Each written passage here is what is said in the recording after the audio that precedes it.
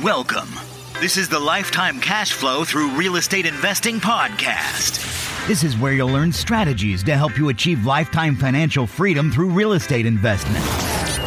Your host, Riyad Khleif, has owned over 2,000 homes and apartments, and he brings experts in all aspects of real estate investment and management onto the show. Now, here's your host, Riyad Khleif. I want to tell you guys my new website is finally up. It's rodkhleif.com. That's RODKHLEIF.com. And I've got a ton of videos on there that I know you'll enjoy. And if you haven't got my book yet, it's titled How to Create Lifetime Cash Flow Through Multifamily Properties. There's a direct download for the book on my website. You know, at some point, I'm going to be putting it on Amazon and charging for it, but you can get it for free right now via my website. Again, that's rodkhleif.com. KHLEIF.com.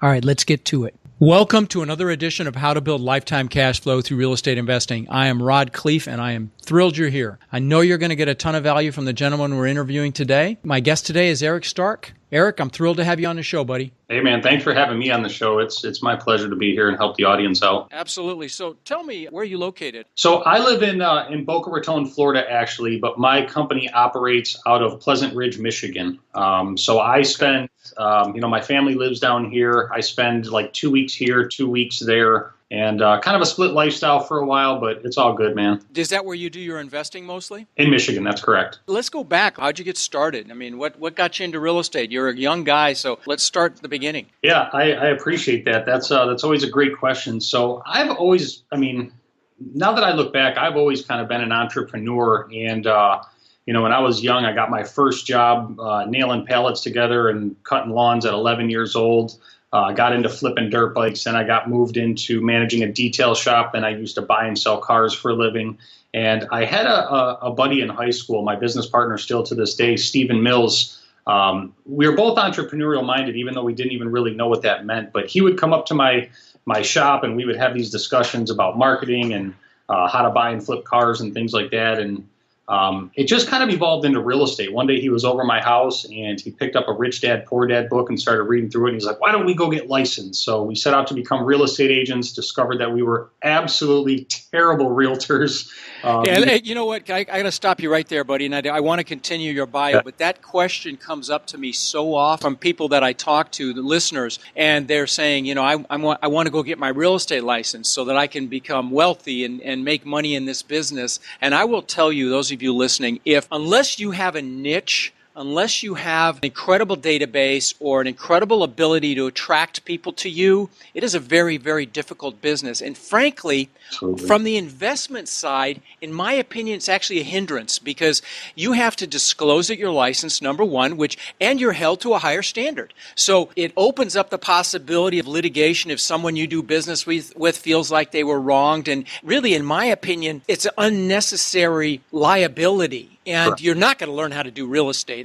Just let's be honest. It's not what they teach you. They teach you the laws and how to protect yourself and how to protect the consumer. But real estate. Yeah, it's nothing about how to sell or buy or create a list or how to find a niche or how to market. None of that. Those of you listening, if you're thinking about getting your real estate license, think about what I just said, because if your purpose is to become an investor and acquire lifetime cash flow through real estate investing, you don't need the license, okay?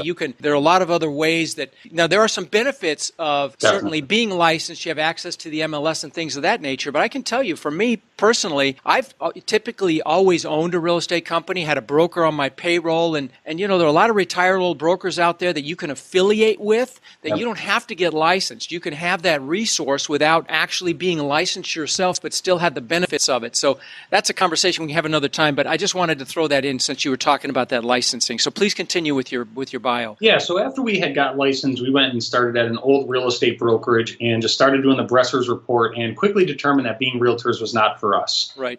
Started attending the RIA meetings, finding out the who's who. And what we discovered before long is that we both had a knack for getting in the streets and finding below market value properties. That was really something that we, not only were we passionate at, but I kind of apply it to how I used to buy dirt bikes, how I used to buy cars. I've just always had a knack for finding a good product and finding a way to build a system to deliver that repeatedly. So this is in single family you're talking about now? Correct. Okay. All right. Yeah. So we started off just pretty much in April of 2008. We officially joined our partnership together, and that year we did 35 wholesale deals. And I mean, it was totally a hobby. I mean, there was no real structure. There was no real, this is our business plan. This is what we're doing. It was just getting out there, looking at tons of properties every day, and ultimately writing offers. That's what mattered the most to us, was writing offers. Now, so you started at the height of the crash. I mean, that's right when everything was crashing or down around my shoulders for sure. You were wholesaling properties in Michigan. We haven't really talked about wholesaling on this podcast. I'm sure there's some that don't know what that means. I get calls from a lot of people that don't have any money that want to invest in multifamily. My thought for them is go out and wholesale because it doesn't take a lot of money. I mean, you got to find the deals and you have to find the buyers, but there's ways to do that. To me, it's like it's a means to an end. I would not do it as a business. And maybe that's what you mean. It's a job.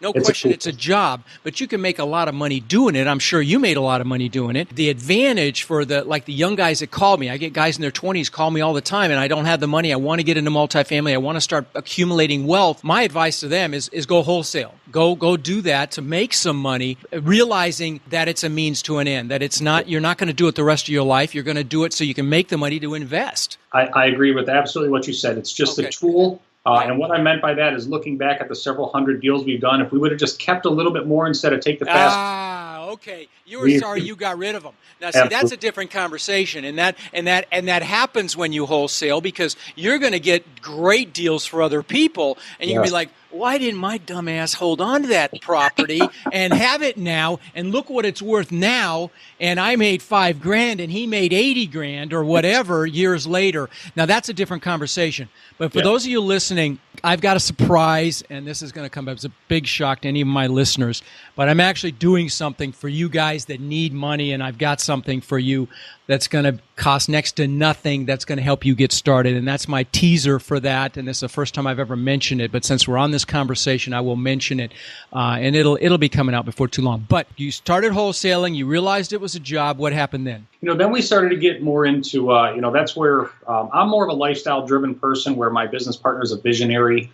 So as we kind of progressed, now what does that mean? You like to party and he's more into the business, or what does that mean? You're a lifestyle person. So my business partner is a single gentleman, and his whole life is work, growth, and just live an awesome life. But it's mostly business related. Okay. I have a wife that I've been married to for 14 years. Long before that, I got into real estate. We have an 11-year-old son together. So after my 6, 7, 8 o'clock ends, I have another job, if you will, that I come home to that I'm responsible for. I don't want my whole life to be just business, go. I have other things that, to be honest, are way bigger than what business means to me in life. I mean, to have a family, I'm very blessed to support my family through real estate. Again, they live in Florida full time. I'm able to spend a lot of time down here with them. But I still spent a lot of my life in Michigan operating our business. And, it's like the life of a maverick. It's back and forth, but we're blessed because of it. So, no, hey, guys, those of you listening, it's not about the money. It's about being happy. It's about being fulfilled. I love it. And I look at everything through a lifestyle filter. You've got to look at anything you're going to get into through that lifestyle filter. And sure, it's going to be hard and tough and a lot of work when you first get started. And that's the case with anything.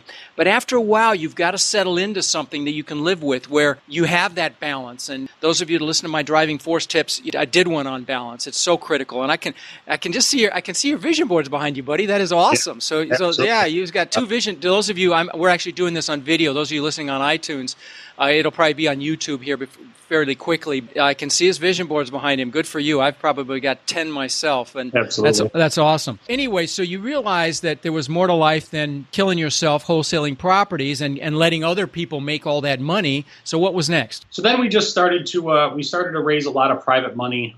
We really got out there in front of the market, and we turned a lot of our buyers into lenders. Actually, that's kind of the role we took. Where smart. We would go to them and find out exactly what we found out that a lot of our buyers, and still to this day, our buyers just want income. They don't want to do real estate. They don't want to deal with tenants, taxes, toilets. They just want income. And since they've seen how we operate, our knack for finding good deals, we were able to reposition ourselves with a lot of our buyers and say, hey, we're not going to be wholesaling no more. We're going after the bigger picture. We want to hold more. We want to rehab more. Let me interject something again. So those of you listening, so when you're wholesaling, believe it or not, the way to do it is you actually find your ultimate buyers before you go look for deals, because it makes your life so much easier. And so what he's talking about is his buyers are the people that would flip houses or hold them long-term, buy and hold buyers. So he's talking about cash buyers for the most part that have money that he knows when he finds a deal, he can flip that contract to them for $5,000, $10,000, $15,000 as long as the profits are there. You've got to buy them very, very well to do that. But that's the buyers he's talking about. So you converted those buyers to lenders. Brilliant. And those of you listening can do the exact same thing. I mean, you're right. And people want a return on their money. And if you can offer it to them without all the brain damage, duh. That's right. That's right. Okay, good for you. It's what we call the speed of trust. And we made it easy. We had a very good knack for finding deals. And in 2009, we went on to do like 80-some deals, most of them being rehabs. So you became a flipper. I still did a lot of assignment deals. My business partner handled a lot of the remodeling. I'm not the guy that wants to do management or babysit contractors for a living. Okay, but my point is that if you're doing the rehab, that's not wholesaling. That's actually more that kind of falls into the flipping bucket a little more. Wouldn't you agree? Absolutely, yeah. We put some structure to our business, and we went after the bigger margins instead of just taking the $10,000, $20,000 per day. We went after the 50, 60, 70. And that's a natural progression for those of you guys listening. Like I said, my teaser, I'm going to have something that will literally get all you guys up to speed for next to nothing, and it's my gift to you, and I'll talk more about it later. But the natural progression with this thing is you wholesale, you generate some money, then you start flipping, and I think I know where this conversation is going. Now you're probably holding more. Absolutely. Yeah. Now wholesaling is it's like a bad word in our office. Right. We don't even use the word wholesale. We use and/or signs. Wholesaling is a bad word in our world. That's the phrase that you put on a contract, guys. When you write a contract, you're wholesaling. You put Riyad Khleif as the buyer and/or a sign, so you can assign the contract. And that's all you're selling when you're wholesaling. But so like I said, wholesaling is selling the contract.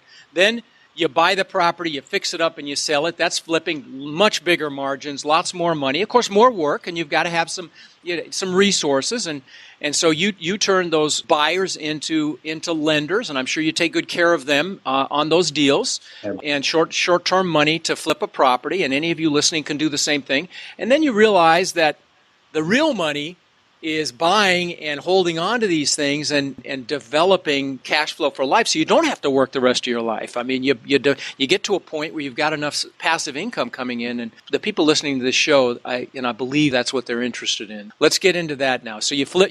You're still flipping, I guess.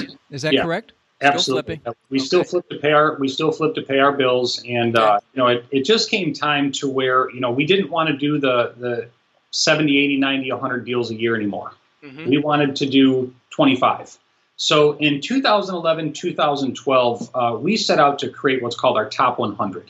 And I know a lot of investors out there and marketers, they just buy a list of absentee owners that's in 3 counties and they come up with 5,000 or 10,000. We went out to find 100 of the absolute most beautiful, gorgeous multifamily properties we could in A-class locations of our market, the places where you want to take your wife to dinner, go hang out with your friends when they come to town. And we set out to create a campaign and a program that would allow us to start buying those in-demand units from those people, mostly on owner finance terms. We call it our Smart Sell program. So we went out and identified these 100 buildings, printed photos of these properties, got the public record, researched who the owner was, what makes them tick, and started crafting these absolutely beautiful letters to capture these people's attention and bring them back into our lives. So, aside from us really staying focused on our top 100, we work very close with our local GIS department, which is most people would consider like their tax assessor. And we would sit down with them and we would look at a zoning map and say, we want to find everybody in the R2 or R3 zoning, pull their address up on a map, extract that information, and then mail them so we can buy that property and repurpose it to a higher and better use. And That's awesome, and that's a great way to find deals, to shoot with a rifle instead of a shotgun. There are a lot of parameters that you'd want to put in. I'm certain that if you're trying to find owner finance deals, and you want people that have owned the property likely 20 years, ideally maybe 10, but at least 10, if not 20 years. So you've got to put that filter on there, and there's some great resources now that you can do all that work online. You can go to the assessor's office. You can get a program called Parlay and see who owns specific properties on a map and develop a list. And then I would say, take that to a whole nother level. And a lot of these properties are owned in LLCs. You go to the Secretary of State, you find out who owns them, and you actually do an outbound call campaign. And like you guys have heard me say, probably 1,000 times on this show, when you're willing to do what other people aren't willing to do, you're a success. And so, your game plan here is brilliant, and that focus is a great idea, because if you're in it for the long game, then what you're doing makes sense. If you're in it for a quick buck, that's not going to work. But if you're in it for the long game, you're going to be developing relationships with those 100 people or whatever it is. It's probably more than that, I would guess. But if you have that focus like that, you're going to develop relationships. If you call them and they're not interested in selling today, and they're 80 years old, at some point they're going to want to sell. You say, well, listen, can I call you in a year? And you develop that relationship like that. And fantastic, brother. That is awesome. So how's it worked? Have you picked up any yet? Oh my goodness. It's I have stories that I could sit here and have fireside chats for hours. We had a lady that called and left us a message and said, don't ever call me again. I'll never sell my property to you guys. And I'm like, who is you guys? You don't even know who we are. So the bottom line of that story is she called and she was a firecracker. Don't ever mail me again. Take me off your list. We ended up buying every single property that her and her husband own, and today they're one of our biggest lenders at 5% money. Yeah, see, that's the other thing, and that what he just said, that's another huge benefit of this is when you buy properties from these, let me tell you this, do not be the person that preys on older people, okay? You look for a win-win solution every time. And those of you that haven't read my book, I have a big chapter on this, on how to deal with sellers, how to get seller financing and all that. If you haven't heard me 1,000 times, it's free, still free, so go out and get it. You just text ROD to 41411 and you'll have a copy. But you're in there to make a win-win. But what's beautiful about what he just said, once you've developed a relationship with someone like that, they want a return on their money. They're getting 1% at the bank, okay? So if you can offer them 5%, which is a fantastic rate for them and you, it's a total win-win. And you deal from a place of integrity. You bond with them, you help them, you show them the benefits of huge tax benefits of dealing with you instead of cashing out. The big thing that they're interested in, these sellers, they're interested in cash flow. So if you do an example, let's say you buy a property, I'm going to use real rough numbers, but let's say you buy a property for $100,000 from them and they're going to cash out. Well, if they put that $100,000 in the bank at 1%, they might make what? I don't know what the math on that is, but let's say it's $100 a month. Yeah. So less than 1%. But if they finance the deal for you, the cash flow to them is 5 times that. And you can show that to them, in real dollars and cents, and show them that, unless you're going to invest this in another property, if they're in their 80s, they're not going to do that. They're going to be security conscious. So they're going to invest that money, in a bank, somewhere safe. And nothing's more safe than having it secured by your real estate, Mr. or Mrs. Seller, and you get you're going to get 5 times the money that you get in the bank. You're not going to pay taxes on all the money. You're only going to pay tax on what you get, and you've got a stream of income secured by your real estate. I mean, it is a total win-win. It's not as hard to convince people to do seller financing as a lot of people think. So, anyway, I went off down the tangent there, but no, Rod, I'm glad you touched on that, because those were the aha moments that we had. And having this conversation with these top 100 people, what we determined is they don't want any more cash. They don't need it. They've built their lifestyle on cash flow. Right. And I specifically remember having a conversation with Lita and her husband, Pete, the lady that called and said, don't call no more. And when we talked about buying their first property, she was like, no, I just want to cash out. I don't want no money like that. And Pete looked over and he said, Lita, we've spent the last 35 years of our life getting 10, 12, 15% returns on our money. Do you realize how fast we would unwind our wealth if we took it in cash and stuck it in a bank? And most sellers don't know that. And see, that's the thing. And you got lucky. You had a husband that knew his salt. But a lot of retired people don't get that, and you have to educate them educate them from from a good place, from a place of integrity, and create a win-win. And what's beautiful is that you've developed such a great relationship with them that they feel comfortable loaning you money. And Yes. that's how this works. Yes. I'm going to grab this book for you. Sure. So now we actually have a book. We have a complete program. We mail these books to everybody. How to sell your property for top dollar and collect a secured income stream for life. It's what we call our short sell. That's awesome. So so you've got a book that you give sellers as a sales tool. Yes. Oh, brilliant. Brilliant. I love it. It's simple, easy to read. No, I'm looking at it, and for those of you listening, it looks like it's about maybe 20, 30 pages. It's bound. I'll mail you. Thank you. But, I mean, it's just how to sell your property. What is the title again? It's Sell Your Property for Top Dollar and Collect a Secured Income Stream. This is the first edition. We got new ones now. Love it. And that's such a brilliant idea because that sells them on the seller financing, and it's almost like third-party validation. It's like social proof. I mean, it's brilliant. Absolutely brilliant. And can you do it without a book? Yes, and you can as long as you build rapport and have a conversation and have an opportunity to explain it to them. It's really common sense. I love having that collateral material to give them. That's brilliant. Absolutely. Awesome job on that, Erik. Thank you. Now you are buying and holding as well. Talk about that a little bit. And you have your own property management thing going on there, and are you outsource it, or what do you do? We manage just about everything that we do in-house. Our sales, our marketing, our management, everything is done inside of our little office. We've got some incredible team members that really help. We run a tight ship. We're still a relatively small company. And again, we're not looking to do 50, 100 deals a year. We can do 25, which is more than manageable. But what we're really focusing on is controlling a property versus, I guess you would say, outright owning it. Even though we have the title to it, and it's just a different mentality when you're like, I can put up $10,000 on a $200,000 acquisition and control this property for $10,000 instead of forking out $200,000 cash. Now using leverage, of course, or using seller financing or a combination of seller and bank financing. Okay. I like that different way of explaining leverage. That's good. So one of our properties that we had was a property that we had owner financed several years back from the seller. Was a multifamily property that was built back in the 1920s, and this was, I think we were literally the third best lot you could ever buy within proximity to downtown, walking distance to the downtown. Okay. And we held on to this for a while. We cash flowed it. And at that time, we were already building single family homes in our other business. So we looked at this multifamily property and said, wow, we can knock over this 1930s construction that's set way at the back of the property, and we can construct a 3-story subterranean parking multifamily complex. It's what we call infill units. We go in and we find properties that are just way undervalued. They're not serving their highest and best purpose. When was this, by the way? When did you buy this property?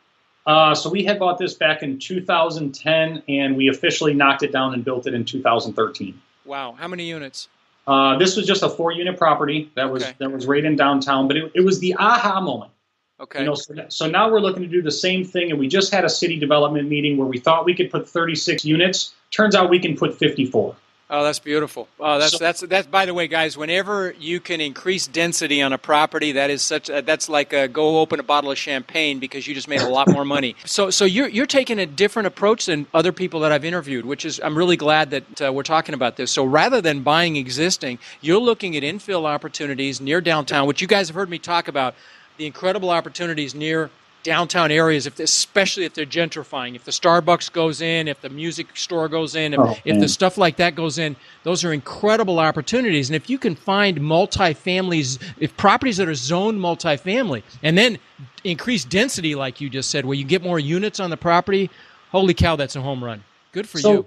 So the winning conversation that helped transform that over with the city, we literally just had this meeting with them last week, is they're concerned about parking. Where are you going to put parking for 30, 40, 50 people? Subterranean parking. Wow, that's smart.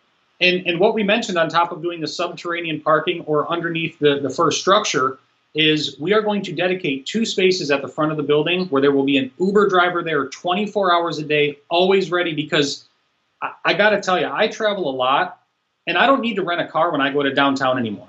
Right. Oh, nobody does. No, I mean, with Uber, it's fantastic. Wow. And they were receptive to that. Most city officials are in the dark ages. Good for you. It was a jaw drop. It was I'm sure. For those guys, for them to say, wow, look at where our economy is moving to, where we can eliminate the need for 10 spaces and add this many more units because we're going to dedicate 2 spaces to Uber people that will be there 24 hours. They'll be lined up. When one guy leaves, there'll be another one coming right back in. I mean, that's a great concept, and you leave the spots open for Uber drivers. That's a great idea, and then you think outside the box for the parking. That's also a great idea. So how do the numbers look on this deal? We're still, now that we just figured out we can literally put 54 units on this thing. We're looking at like a $1.3 million acquisition. I don't know what our final build cost is going to be, and what we're trying 5 or 6 times that, I'm sure. But we're trying to figure out how we can sell some and keep some. So okay. Ultimately we're probably going to sell the penthouse units, the top floor ones. Oh, so you're going to condominiumize it. You're not going to do it as an apartment complex. Now, see, that's a different conversation. Okay, so you're going to do it as condos, Correct. And that's a lot of money is made by condo development, and it's a different build. I mean, there are a lot. If anybody lives anywhere in the country is seeing apartments go up all over the place, and that's a different model near a downtown. Yeah, then you can sell off some of them and keep some for rentals or whatever. Yeah. Okay. Yeah, so that really stirs our blood. When we have projects like that, and we're getting ready to do a very focused mailing campaign where we can target everybody in the R3 district that has 4 to 10 units that are currently. So guys, R3 is zone multifamily. Just so you know, R1 is typically residential. R3 would be multifamily, and it depends city to city what that density means in your city. But so you're going to mail every multifamily property and look for other construction opportunities. Brilliant.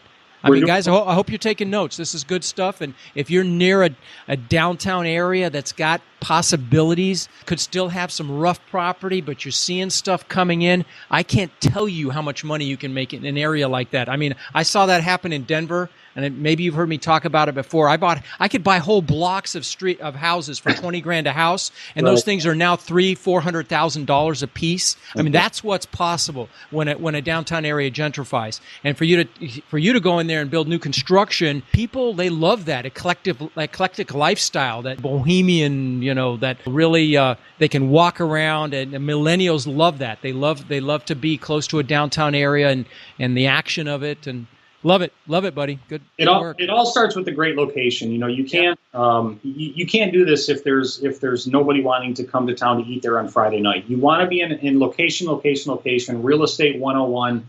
And the next thing I would tell people is really understand your zoning, especially in today's economy where the margins are shrinking, the inventory is getting less. If you don't have a value add way to increase the margin on your deals, it's going to be really tough. If you're developing. Even as somebody who's going to assign properties, so you're assigning properties, explain that, dig into that a little bit for us. So let's say you're just the guy out there that's looking to wholesale a property, and you get a phone call on a property that may have been built back in the 30s, but the new master plan just put that single family home into the R3 district. Oh. You would go out there and say, man, I can maybe make $5-10 off assigning this to a builder or a remodeler or somebody like that. But if you bring that property to a guy like me, I'll pay you $50,000 because I know I can put a 6-unit structure there. Absolutely. So there's a business model that he just gave you guys. Okay, so if you know that they are, and this happens very frequently near downtown areas where they'll take typical R1 100-year, 80-year-old houses, and they really want to redevelop the area. They don't want all that old stuff. They want to redevelop, and they'll change the zoning to R3, knowing that's going to happen. And if you're communicating with the planning department, the zoning department, and you're in the know about what's going on in your area, which I highly recommend you do, then there are incredible opportunities to pick up properties and change their useful, change the use. And so, awesome. They can make your life really good or really bad. So I encourage everybody. Oh yes. I'm really glad you said that. Those relationships. If you're doing any developing of any kind, or redeveloping, or even renovations. Those relationships are so important. It's a people business. Go make friends with those guys. Know who they are. Take them to lunch, or if you can, or a cup of coffee, or at the very least meet them and introduce yourself and befriend them, because they can make you a lot of money, or they can also make your life hell. So I want to encourage people, don't listen to the naysayers, because you're going to have sellers and potential buyers and neighbors say, oh, you can't put that here. They don't want that here. And I promise you guys, if you're in a downtown great location, what's good for the city's tax assessment is good for the economy. It's working in your favor. I promise you guys. No question. It's all financially driven. If you can increase the tax base, they will listen. Okay, Absolutely. You will at least get a conversation. Now let's kind of back up to like a 50,000-foot view for a minute, Eric, because this is typically not what we talk about on this show, but it's good stuff. I know you guys have gotten a ton of value of this, and I'm hoping you appreciate this. But let's ask a couple of questions that might help the newbies. Okay, what suggestions would you have for someone starting out? I mean, you've heard what I suggest. I am just curious your thought process about. Let's say there's somebody that knows they want to get into real estate. What would you suggest they do? What is your advice to them? I tell everybody that to summarize this very, very simply, I tell everybody to work a strategy and stop chasing opportunity. And what I mean by that, and you see it all the time, Rod, where people come to you and today they're doing short sales, tomorrow they're doing REOs, the next day they're doing direct mail, and they're wondering why their momentum is not picking up and they're not cracking the code. Work a strategy, build a system to that strategy, and stop chasing the shiny objects all over, trying to think that it's going to work out. You know, I'm the worst at that. That whole shiny penny syndrome. I am the worst at that, and I'll tell you guys, this is a very good conversation, because every time that I have diluted my focus, I have suffered. In fact, I recommend Jack Canfield's book, The Power of Focus. Focus is everything, and you know, I bought 500 houses in Denver, knocking on doors of foreclosures. If I'd have been all over the place then, I wouldn't have been able to do that. Focus is everything. And so great advice. One last question here. I do a 5 to 10 minute clip on the psychology of success. I do it every week. Everything from goal setting to dealing with fear to the power of why, everything in between. And I always like to ask the question, what keeps you going? You know, I've always been an early riser, so I'm typically up between 4 and 5 a.m. every day. And wow.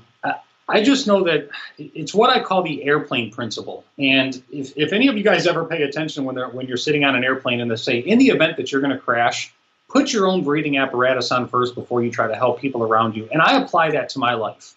If I wake up and don't spend time building a better Erik, I'm not going to be able to serve people at my greatest capacity. So do you have a morning ritual? Do you have? I mean, because I talk about that sometimes. What do you do in the mornings? I do. I'm up super early. I love my coffee. I love super strong cups of coffee. But the first thing I do when I wake up is I hydrate. I get up. I drink. I mean, everywhere I go, I drink mason jars. I have water everywhere that I go. I'm hydrating myself. Same here. So I'm up early. I'm hydrating. I get out and walk outside, which it's a lot easier to do here in Boca Raton than it is in Michigan when it's freezing. Right. I read my Bible every morning. I have several books. I mean, I'm constantly reading. I journal a lot. I'm very blessed to be able to spend time with my family, which is probably my number one reason why. My family is my drive in life.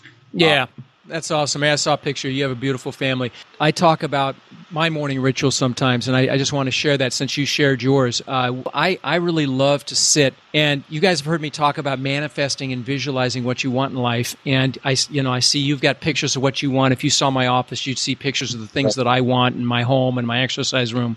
And what I do every morning is I sit and I close my eyes for 5 minutes, and I don't get up at 4:30. Good God, I don't think I've seen 4:30 since I was 18 and stayed up that late. But I will tell you, when I get up, I sit for 10 minutes or 5 minutes really, and I close my eyes and I just think about what I'm grateful for, who loves me, my wife, my kids, who do I love, and then I think about my goals, and I visualize those as if I already have them. You know, I visualize those as if I already have them, and with gratitude. That's how it works, guys. And so do that, and then I just take a second and decide that it's going to be an awesome day today. And that usually is when I do that. That little 5 minutes is huge. And call it prayer. I know, Erik, you read the Bible, which is awesome. Call it what you want, but that time for yourself, that time to start your day properly, focused on the right things, is incredibly powerful. Now, you just grabbed a jar. What is that? This is my gratitude jar. Love it. I keep this every day. I contribute something to it. I add it in there. And if you're ever having a bad day, pull the top off, grab something out there. And it's it's a very simple reminder. It sits on my shelf. It's here all the time. Love it. Yeah, love that. And that's so powerful, guys, when you journal like that and you do that for yourself. I think maybe you've heard me mention I took a journal and I wrote every day in a leather-bound journal, every day what I loved about my wife, filled up a page. And sometimes I didn't want to fill it up because I was mad at her. But I did it every day until it was full. And of course, it got me focusing on how much I cared about her. And she saw the change in me, although we have an incredible relationship, always have. But even it got even better because I was focused on her great qualities. And, where focus goes, energy flows. And focus is everything. And so, when once it was filled up, I gave it to her for her birthday. And, that's a present, guys, okay? That, you can give her a dress or you can give her something that you've spent 3 months creating for. There's a little tip for those of you in a relationship. But anyway, Erik, how do people get a hold of you, buddy? You can find me online. I don't have a bunch of glamorous websites. I don't really have coaching programs. I really do real estate. You can follow me on Instagram at Real Estate Hacks. Most of my personal social media stuff is the Erik Stark, Erik with a K. I saw that. There must be another Erik Stark. You're the Erik Stark, the real Erik Stark. I've been trying to find Erik Stark for years. The guy's a professional boat racer. He won't sell it. So that's awesome. Well, you've added a ton of value. So what? I'm not going to let you go just yet. What's next for you, man? What are you going to do next? It's so tough to say. I mean, real estate is where we make our money in life, and we're very fortunate to be blessed and have the lives that we live. But the next phase for us, I think, is to get into some form of coaching and educating, teaching people the new economy ways, because it's more in turn. My biggest payday that I can ever have is actually a testimonial from a seller. Who cares about the money? You've already said that. The money is just, it's not even, it's just money. It's not even a measuring tool to me. It's just money. It pays for my life. But the internal fulfillment side for us, I think the industry really needs to see exactly like you're teaching people, the bigger side of real estate, not the simple entry level. You can go watch a YouTube video for that, but how to really, to grow yourself to the next level, because, Right. No question. That's awesome. And you see, you're evolving, and you're realizing what's most important in life. And it's funny. I'm in the same place, and some big stuff coming that my listeners don't know about as well along those lines. Because I've been taking free calls from listeners I've taken several hundred, and I get so much pleasure out of them adding value. I'm going to maximize that, and I'm developing the same stuff. I'm doing courses. I've already shot 3 and consulting, and I'll be doing all of that because it just gives me so much pleasure. Man. Oh, thank you, brother. Same to you, man. I got to tell you, I've been really impressed. I'm very impressed with what you've done at your age and the distinctions you've made, and that marketing book. That's just absolutely brilliant, buddy. So my hat's off to you. If I can help you in any way, please let me know. And it's been a real pleasure to have you on the show. And if you're ever on the west coast of Florida, definitely say hello, please. Definitely will, man. Definitely will. All right, buddy. Take care. Thank you so much. Absolutely. Thank you for listening to the Lifetime Cash Flow Through Real Estate Investing podcast. If you've enjoyed the show, please subscribe and then take a moment to visit iTunes and leave a 5-star rating and review. For more resources to connect with us further, please visit our website at lifetimecashflowpodcast.com. Tune in next week for our next show.